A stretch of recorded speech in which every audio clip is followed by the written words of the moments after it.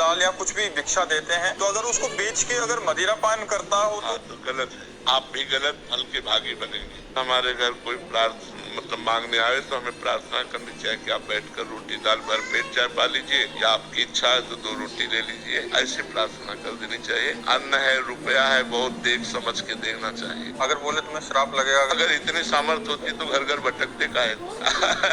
श्राप और वरदान देने की सामर्थ्य होती तो दरवाजों पे भटकना नहीं होता, समझते हो। काफी सारे ऐसे हैं कि वो पैसे मांगते हैं कि 500 रुपया दे दो हमें, और पाखंडी होते हैं जो ऐसा कहते हैं। ये कितना मेरे दर्शन हुए थे कि एकदम से आपसे सब शब्द बोला, मतलब कि अगर नहीं करोगे तो ये आपके साथ कष्ट होगा। और जीवन में उसी अगले साल हमारा नया पुत्र हुआ तो उससे बहुत पीड़ा हुई, तो हम लोगों को लगा कि हम नहीं नहीं नहीं नहीं, ऐसा कभी नहीं। वो संयोग है, वो बुरा प्रारब्ध आना ही था, उसके लिए महात्मा का कोई उसमें वाक्य नहीं है। आप निश्चित समझ लो, कोई ऐसा साप और वरदान देने वाला समर्थ महात्मा वो ये नहीं कह सकता कि अगर आप ये नहीं दोगे तो आपको ऐसा हो जाएगा, ऐसा कभी नहीं कह सकता। ऐसे भी महापुरुष भी होते हैं जो भिक्षावृत्ति से आते हैं, तो वो बहुत संतोषी होते हैं। अगर आप ना कह दीजिए तो अच्छा बेटा, वो चले जाएंगे, क्योंकि वो इतनी क्षमता प्राप्त कर चुके हैं। और जो ये कि हम तुम्हारा अहित हो जाएगा, तो ऐसा नहीं, ऐसे कोई नहीं, ऐसा कोई नहीं तुम्हारा अहित नहीं कर सकता। ये हम तुमसे वादा करते हैं। हाँ, रोटी दाल पालो। आप ठंडी लग रही है, आपके पास कपड़ा नहीं, तो लो हमारी जैकेट ले लो, पहन लो। अगर बीमार हो तो चलो मैं औषधि दिला दूं।